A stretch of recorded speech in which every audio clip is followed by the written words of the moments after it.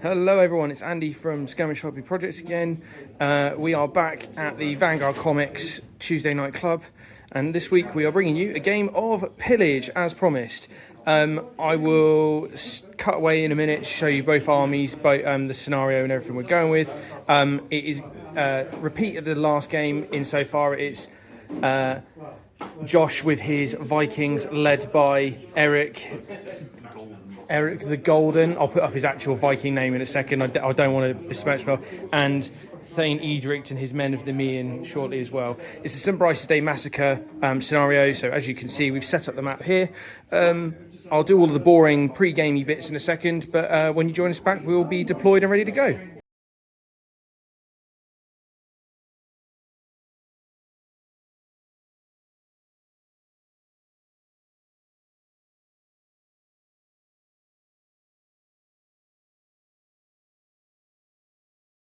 Okay, so that is hopefully all the pre-game prep done. Note to editing, Andy, get that done.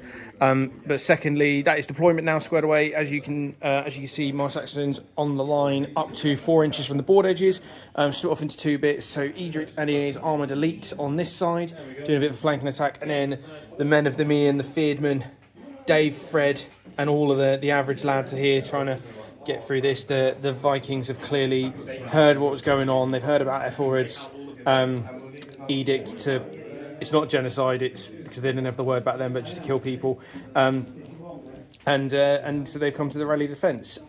Twists for this game, weather is basically not a factor. It's just daytime until the last 2 rounds when it's nighttime, which will only really affect the archers.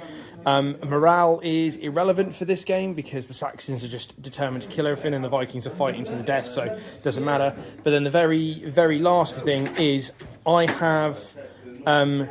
I'm effectively adopting the Zach Brannigan strategy of war today, as in every time I'm just sending wave after wave after wave of Saxons at these Vikings. So every time I have a casualty, they can just come back on in the next turn.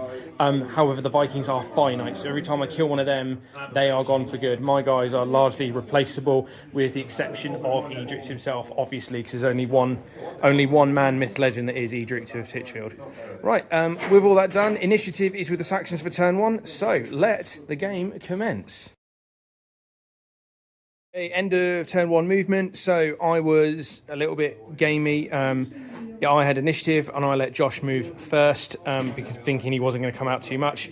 But his berserkers, true to name, decided to jump the barricades and just go and have some and see what they can do out in the outfield. I in turn responded by splitting my elite guard one way each. So a Huskarl and Eadric moved over this way, the Huskarl over here moved the other way, and then the 2 swordsmen decided to countercharge. The guy over here loved it, rolled a 4 for a 7-inch, yes, an 8-inch charge move in the end, that's fine. This guy rolled a 1, so he made the charge at 7 inches, great. Trips over his shoelaces, loses all momentum, so we are going to see what happens over here. Otherwise, my archers stayed still because they've got a lovely line of sight onto some Danes there, potentially into the shield wall or potentially into Erik the Golden himself. And my Fyrdmen have just moved up themselves, sprinted into formation. The guys in the front rank are now forming a shield wall.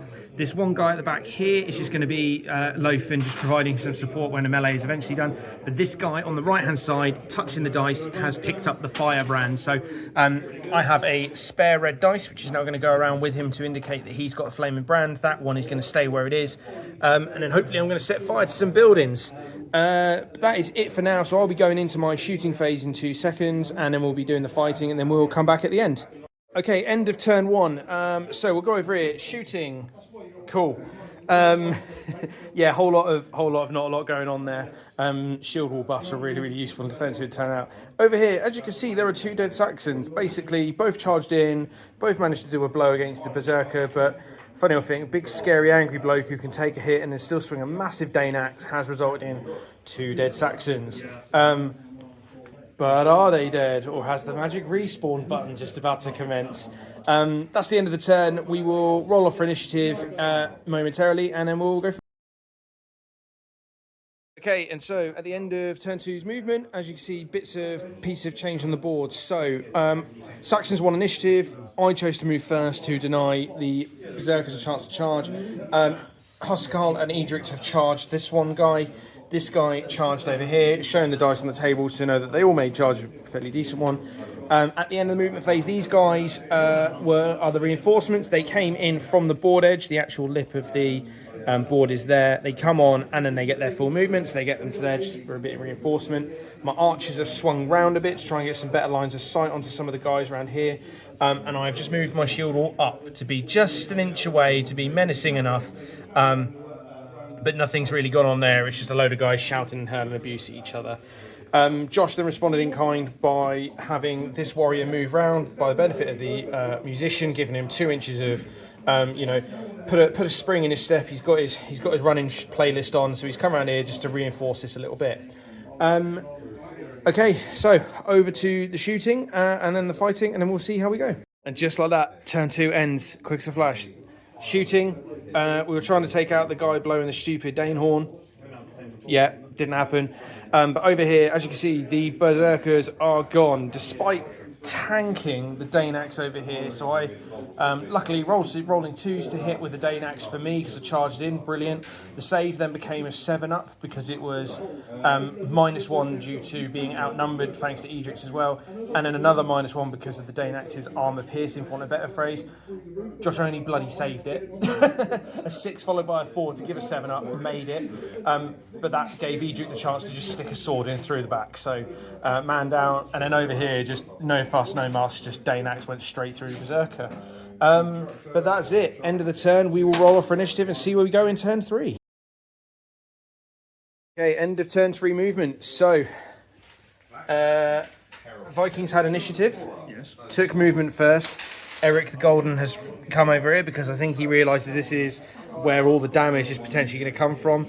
Eadric and one of his Huskars have charged into the flanks of the shield wall while the others come round to square that away. Yes, it is shield wall. Josh has also paid for the same talent as me with the 4 shield wall, 4 models for a shield wall. So we'll see how we get on with that. Over here, the archers have moved up slightly. We're going to start trying to take out the guy with the horn a little bit more. This Saxon with the fire brand has just run away over here to try and start some fires and see what we can't do to spread. And then over here, I've just decided to charge straight on in and see what I can do. Annoyingly, the one guy in the middle who probably had the chance to do the most damage of break the shield wall apart then fell over his shoelaces on the way in. So this is going to be quite interesting to see what happens. We will roll everything off and then come back to you. After 3 turns of much watching and not a whole lot happening, we finally have bloodshed. So the archers finally took out that guy with that annoying bloody horn. Wellington from the 1970 Waterloo film would be happy. Hopefully people understand that reference. Then when we came to doing the fighting, over here, so Josh had initiative, therefore got to decide the order of the combat. Not a whole lot happened along here. Luckily, my Saxons sort of kept their cool and stayed alive. There was one Viking casualty, which did break the shield wall momentarily. One guy has just filled his spot and dragged his body away. So two dead Vikings here. And then over on this side, Eadric and Huskarl's charge has done its job. There are 2 less Vikings to worry about here now. Importantly, unless Erik comes in to form the line himself, that is now breached, ready for more Saxons to swarm in. So we shall see what's about to happen with this next turn. So with the very last part of turn 3, obviously this guy here has a flaming brand and wants to set fire to this building because that is what I need to do on this game. So, because he's got the brand, the fire roll would normally be on a 4-up. I've also got the talent that gives me +1 to my fire rolls. So this is now going to go off on a 3+. Right, rolling this live, I'm just going to roll it here. No. Of course I rolled a 2. It is capped at a 3+, that's the best you can get. So if you keep setting fire, it's a 3 again next turn. Foreshadowing. Okay, so turn 4. And yeah, so there's been a lot of charging over here. Some of my guys have poured all the way through. Eadric has run over to meet his enemy Erik and fell over his shoelaces in the process, as did this Huskarl. And so we'll see what happens there. And then this melee over here, though, is just becoming an absolute bloodbath, hopefully. Over on this side, the archers have just done a load of volley firing based on the marker here. So the cross sword is where we measured from. Whole lot nothing in terms of actually hitting the guys in question.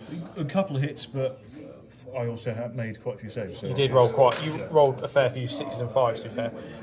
So that means nothing really. It just becomes really difficult terrain. So if I somehow manage to break through here, I'll have seen myself off a little bit.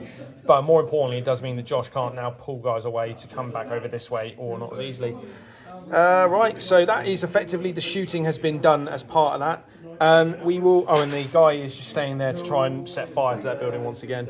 Right, we will go over to the combats over here and see what's going on. And I think in boss v boss fashion, we're going to have to roll this live.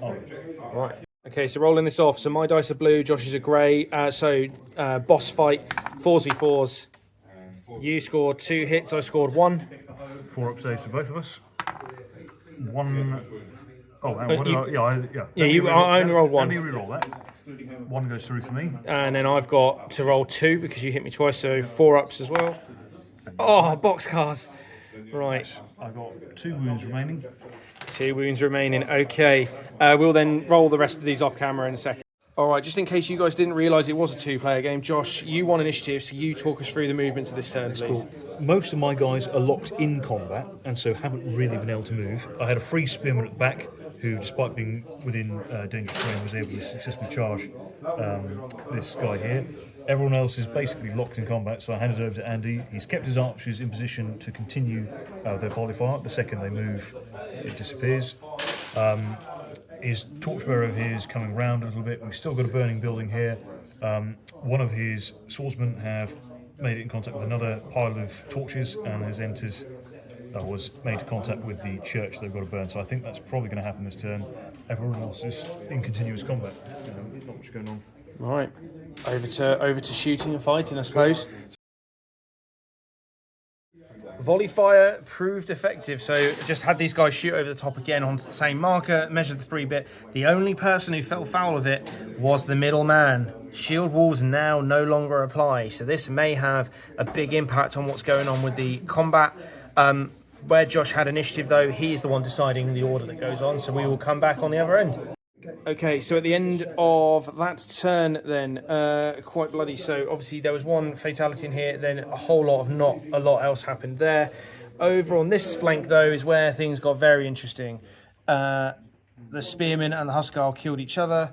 Boss fight has come down to 1 wound apiece again, because it's just pure cinema, and then these 2 guys just continue to slap each other as if it was a fight in a fishmonger's. So into the best part of the game, fire phase. So this guy has now moved over and is going to set fire to the barricade here, just for shits and giggles. The guy over here, though, is in base to base with the church, which is the main objective, and is touching the brand. So I'm going to be setting fire to that as well. So let's do the main event itself. So on a 3-up, the church goes in flames. The church is alight. I win the game.